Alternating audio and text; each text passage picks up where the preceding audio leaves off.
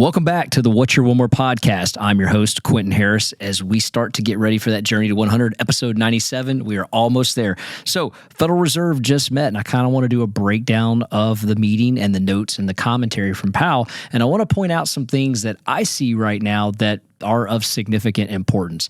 First one is, obviously, there was no rate hike, which means the Fed funds rate will maintain the level that it was at 5.25. However, Powell did say, expect one more rate hike throughout the year, which means they're going to meet two more times. So there's an odds between either the next meeting or the final meeting, there'll be the quarter hike. Listen, no shock to any of us. I think everyone was anticipating at least one hike in the next 3 months. Me personally, I thought it was going to be on this particular meeting. They didn't do it. And I think a lot of that had to do with some of the core readings that came out from CPI and then PC earlier in the previous month. Now we'll get PCE's reading here on this Friday. Today's date is September 26th. So on the Friday of this month, we'll get this, I think it's the 29th. On the 29th, we'll get that reading. And I think that's going to have a role in the next FOMC meeting, if you may. But after every FOMC meeting, there is a commentary from Powell that takes place. And one of the things he talked about was, we really shouldn't be putting a huge importance on the possible hike remaining this year. Meaning that, hey, listen, it's a foregone conclusion they're going to do it another quarter, and that it's really, to the markets, it's not anticipated to be a huge shock. It's almost as if he's saying, hey, listen, go ahead and build it in. It's not that big a deal. However, one of the things that I do want to kind of dive into on his commentary was one of the questions, is this podium, he doesn't come out so much with a 30-minute speech. He might lead with a 5-minute intro and then open it up for questions. One of the questions that Powell took on was about deficit and deficit spending from the government. Now, our central bank is made to be an independent central bank, meaning they are not dependent of the federal government. That has been the case since inception. Now, some might argue that that doesn't necessarily work that way, and some may even argue that the government definitely works in hand with the Federal Reserve. However, they're supposed to be independent. What I find interesting is one of the questions that he was asked was about national deficit. Now, if you recall, go back to June 25th.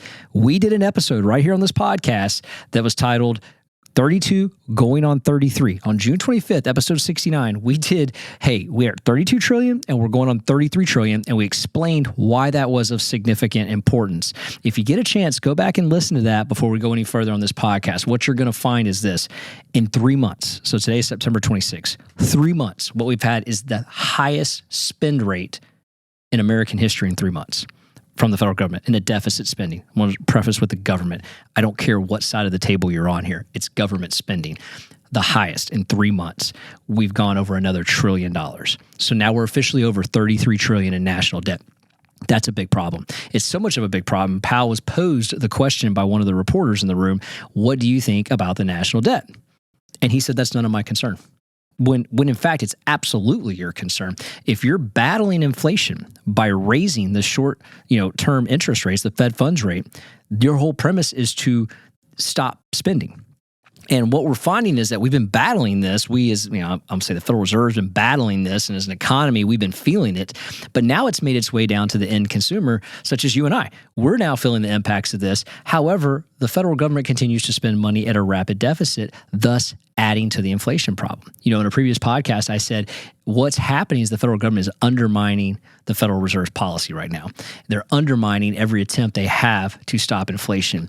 And there is a probable case and an argument to be made that inflation is going to go back up because of the amount of spending that's being done by the federal government. And I think that argument's growing more traction now than ever before. I do think this is a problem, and I do think this is something that's going to show up probably in the next 6, 7, 8 months, that we're going to see inflation go back up, because you got to remember inflation is calculated, as we talked about, over a 12-month cycle, and it's over an average. So I think it's interesting because, I'm going to look at my notes here. Powell said, it's none of our concern. But in fact, the whole point of being independent is to have the ability to A, have an opinion, and B, critique. And if you're independent of the federal government, you should be able to say, yeah, the deficit is a problem. And I urge Congress to quit spending this money at a deficit, because we're not going to be able to tackle the inflation problem if you don't. Not, It's really none of my concern.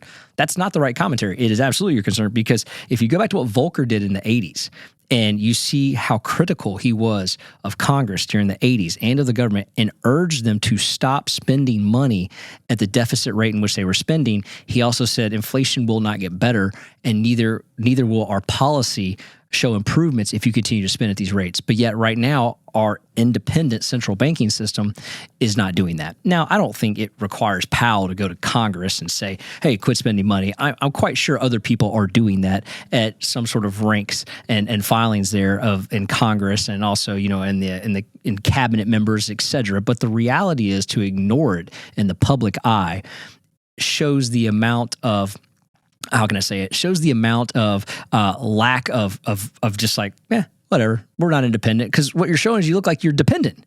You look like the central bank is dependent of the government and is working with the government. And the other thing that the central bank is made not to do is they're not there to prop up the stock market. But when you see Powell signal policies and what they're going to do well in advance, what he's doing is allowing the stock market to brace for what they're trying to create to be a soft landing. But in turn, he's continued to send alerts and send signals to them of, hey, this is what's coming. Think about this in the past. Prior to this inflationary term that we're in and all of the monetary policies that we're dealing with, the Federal Reserve usually used to have to get a decoder out to understand what they were going to signal, and almost like a smoke signal to figure out what they're doing. Now they're actually showing their hands before they do it. Why? Because they don't want the stock market to have any issues. They don't want the equity market to collapse. They don't want any type of financial flaw or financial collapse here in America. And I can understand and appreciate that. But there's also an argument that needs to be made that something needs to break, because if something doesn't break, then we're not going to have the correction that we need. By no means do I want anyone financially to suffer or get hurt, but that always seems to be the case. That's how these things get fixed. More importantly, if the federal government doesn't stop spending at the deficit rate, this is all for nothing. We are kicking the can down the road to just re-experience what we've already been experiencing over the course of the last 12 to 15 months. Interestingly enough, when you go through some of the things that, inflation, if you may, during this time, I'm going to pull up a graph here if you want to take a look at it. It's going to be on our YouTube channel. You can go to it at What's Your One More Subscribe. You'll find that in there. But I'm pulling up a graph that I want to kind of talk about briefly here that I thought was interesting, because it shows the consumer expenditures as a share of income over the years. And this is from 1901 to current pace. Now, obviously, back in the 1900s, people were spending more money on food and housing than they were other items, because some of these items didn't exist, and it was also a bigger portion of what the income they've brought in, and income wages have gone up, et cetera. But what we're finding is that food is actually becoming less of people's monthly expenditure. Housing is number one, and now transportation is a clear number two. And if you listen back to our last podcast, we talked about the gas and talked about fuel and talked about the rise in the most recent CPE readings on that and what's going on there. And you're starting to see gas prices go up at the pump and oil go up in the stock market because of some of the things that we talked about in the last show, one of them being the strategic oil reserve, the other one being is the fact that the prices can't be subsidized any longer by the federal government. But it does bode the argument of a couple things. Number one, housing is going up. We've talked about why housing continues to go up. Rates are not helping that, but also inventory crisis is not helping that as well. And there's a ton of demand still on the table for the housing.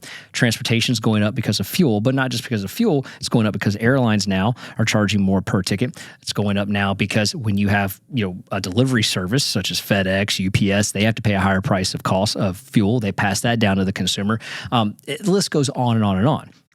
Trains, it doesn't matter how you do it, cars, et cetera. It's all going up, all driven by that. But food has come down in comparison to, but the major drop-off has been in entertainment and apparel, and that's the early signs of when leisure and hospitality start to come down. That's your early signs of a potential recession warning. That combined with the 210 Treasury curve, which has been inverted for quite some time now, you're starting to see more and more signs of that come out.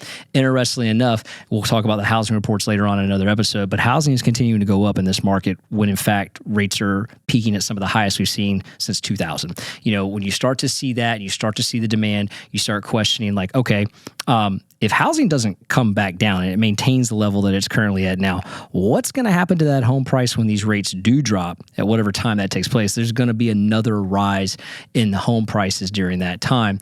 And I think that bodes the argument of if you're sitting on the sidelines and you're continuing to worry about real estate, you may want to derive a strategy of some sort of how to get in the home now to offset those future prices as they go to rise as rates come down. But getting back to this, one of the things that I noticed also in this, I guess you could talk about this Powell Powell commentary was that he always moves the markets when he's up there, but he talked about how we finally have real interest rates and not negative interest rates. And what he means is when the interest rate, the short-term Fed funds rate, is higher than the inflation rate. So he's finally saying, listen, it's nice that we have real interest rates, not negative interest rates. Something to keep in mind there is that it may only be a temporary real interest rate. And there are some proponents that don't believe the current inflationary measure is accurate and that those real interest rates may actually be negative interest rates. And then there's some that say, hey, listen, we're lower on inflation than we're actually showing. So the gap may be way higher than what it needs to be and that the Federal Reserve has overcorrected. I've heard both sides of the table on this. I tend to lean towards the fact that, I agree with the Federal Reserve has overcorrected more than what's needed to be done here, and that we're actually going to see repercussions of that overcorrection over the course of the next 3 to 6 months to a year before the Federal Reserve hits the pause. I will say this is the second time they've paused. The first time they did, I said it was the pause heard around the world. This one, I think, is the final pause because what it echoed was this, and Powell said in his commentary, hey, we've got one more rate hike. There's no reason to be alarmed by that. And, we feel pretty good that we're tackling inflation. We're seeing some of the metrics come down. I think what we heard the Federal Reserve Chairman just say is that they're done raising rates. Once that next one is done, they are done. Yeah, they're going to evaluate. But I think what you're going to see is the Federal Reserve start to peel back and start lowering that interest rate as well. And there is an argument and there's a historical trend to show that before that happens, mortgage rates will start to come down. Before they actually reduce that interest rate, mortgage rates will start to come down. And as they reduce that, that's the cliff that we've been talking about for some time. Has our timeline been off? Yes, it's absolutely been off. There's been numerous things from SVB to First Republic. I can go on about collapses there that happened in March we weren't expecting. And then as well as the budget deficit that delayed a lot of things from happening that took place over a 45, 60 day that caused the rates to be delayed in this action from the Federal Reserve to take place. But I think what we just heard was this is the final raise that we're going to do. There's no reason to be alarmed by it. We're telling you what we're going to do. And then we move into them reducing the Fed funds rate. And when you take a look at the dot map, that insinuates that as well. And we're going to do a whole episode on the dot map to kind of explain what that means and why the market reacted to it and why maybe they put too much emphasis on it. So if you like what you're hearing here, 5-star review this podcast. Please share it from Apple, Spotify, Google, Amazon. And then check us out on our socials at What's Your One More with the number one. That's at What's Your One More with the number one. And also check out our YouTube channel for these graphs that I keep referring to. Guys, have a great one. We'll be back on the next episode for What's Your One More. I got one more shot, I'm gonna make it. One more chance, I'm gonna take it. I meant it when I said it, now it's time for me to do it. I got one life to live, so I put my all into it, yeah.